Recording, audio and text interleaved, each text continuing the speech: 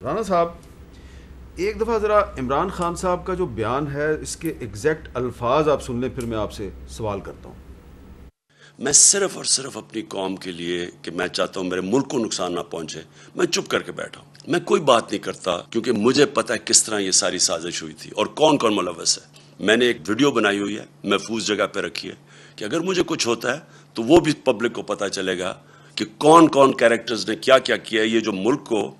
اس ملک سے جو اتنی بڑی غداری کی ہے وہ کس کس نے کی ہے۔ لیکن اگر اسی طرح ہمیں دیوار کے ساتھ لگا دیا گیا اور اسی طرح یہ ہراساں کیا گیا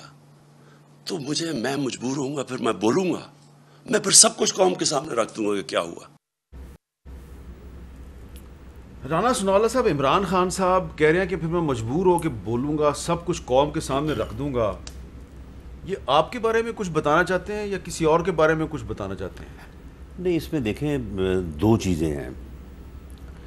ایک تو یہ ہے کہ ان کو اقتدار میں لایا گیا، اور اقتدار میں لانے کے لیے 2014 سے لے کے دھرنے سے لے کے 2018 کے الیکشن کمپین تک،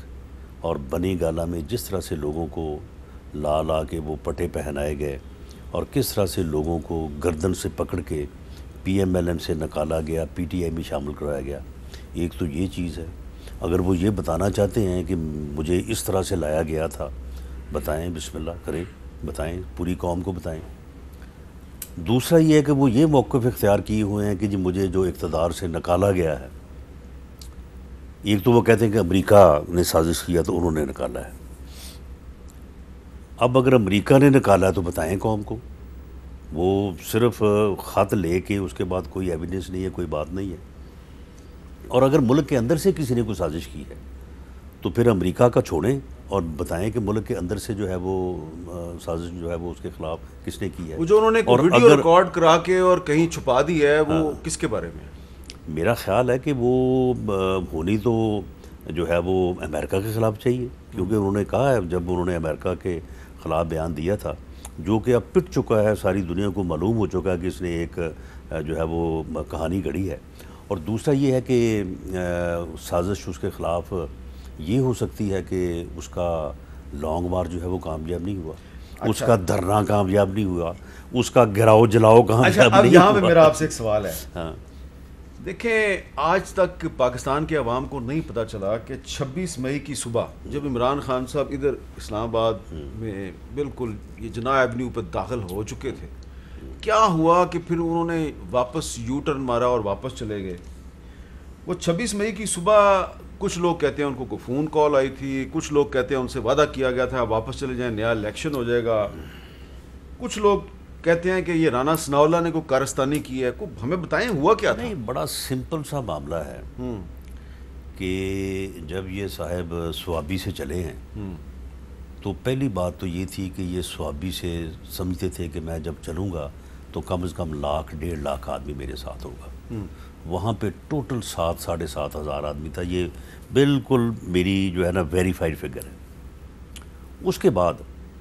راستے میں جو ہے وہ سپریم کورٹ نے اسے اجازت دے دی کہ آ جائیں، اور آئیں اور جا کے آگے وہ H9 پہ جلسہ کریں۔ تو اگر اس کو کسی فون نے آنا تھا یا انہوں نے کسی کی بات ماننی تھی تو پھر سپریم کورٹ سے بڑھ کے کون تھا؟ اور سپریم کورٹ نے جب اس کو اجازت دی تو اس نے اعلان کیا کہ سپریم کورٹ نے اجازت مل گئی ہے، سپریم کورٹ سے آپ اپنے گھروں سے نکلیں، اور اس کے بعد پھر لوگ تھوڑا نکلے بھی، اور پھر انہوں نے یہ بھی کہا کہ اب میں ڈی چوک جاؤں گا، اور میں ڈی چوک پہ آؤں گا۔ اس نے وہاں سے کہنا شروع کر دیا، یعنی 10-10:30 بجے یہ لوگوں کو کہہ رہا تھا کہ میں ڈی چوک پہنچ رہا ہوں 1 گھنٹے تک، جبکہ اسے معلوم تھا کہ مجھے یہاں سے پہنچتے ہوئے کم از کم 6-7 گھنٹے لگے، کیونکہ راستے میں بیریئر تھے۔ اب جب یہ یہاں پہ پہنچا ہے تو اس کی یہاں پہ اسٹریٹجی جو ہے وہ یہ تھی، انہوں نے یہاں پہ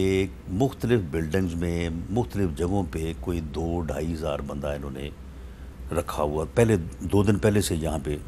پارک کیا ہوا تھا، اور ان کا یہ تھا کہ یہ بندے جو ہیں رات 10-11 بجے آ کے یہاں پہ ڈی چوک پہ قبضہ کر لیں گے، اس کے بعد یہ یہاں پہ ہلہ گلا کریں گے، اس ہلے گلے میں پھر فیملیز آ جائیں گی، پھر بچے آ جائیں گے، اور اس کے بعد ان کے خلاف کوئی ایکشن جو ہے وہ یا تو مشکل ہوگا، ممکن نہیں رہے گا، یا پھر اگر ہوگا تو اس کا نقصان جو ہے وہ بہت زیادہ ہوگا۔ اور اوپر سے جب ہم آئیں گے تو ہمارے ساتھ بھی 50-60 ہزار لوگ ہوں گے، اور جب یہاں پہ پہنچیں گے تو جو ریڈ زون ہے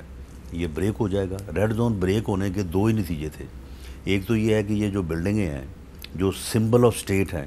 یہ کمپرومائز ہو جاتی ہیں، لوگ اس میں بھاگے پھرتے ہیں، پرائم منسٹر ہاؤس میں، پارلیمنٹ ہاؤس میں کسی جگہ پہ آگ لگی ہوئی ہے، کسی جگہ پہ کچھ ہو رہا ہے، اور پورا میڈیا لائیو پوری دنیا کو دکھا رہا ہے، تو پھر اسٹیٹ کہاں جو ہے وہ نظر آتی۔ یا پھر یہ تھا کہ ان بلڈنگز کی حفاظت کے لیے جس فورس کی ڈیوٹی تھی، جس کو ہم نے طلب کیا ہوا تھا آرٹیکل 245 کے تحت، وہ اگر آگے سے ایکشن لیتی تو انہوں نے کوئی لاٹھی چارج تو نہیں نہ کرنا تھا، وہ ایکشن ہوتا یہاں پہ 15 20 30 50 آدمی جو ہے وہ مر سکتے تھے، تو پھر بھی جناب یہ مظلوم، اور پھر بھی جو ہے وہ اسٹیٹ بھی انڈر پریشر اور ادارے بھی انڈر پریشر۔ اس میں جو اصل بات ہوئی ہے، جہاں پہ میں سمجھتا ہوں کہ ہمیں لوگوں کا بھی شکریہ ادا کرنا چاہیے اور خدا کا بھی جو ہے وہ شکر ادا کرنا چاہیے، کہ جب ان شر پسندوں نے جو یہاں پہ پارک تھے انہوں نے یہاں پہ آ کے قبضہ کیا اور قبضہ کرنے کی کوشش کی ایکسپریس چوک اور ڈی چوک میں، تو ان کے ساتھ فیملیز نہیں آئیں، نہ بچے آئے،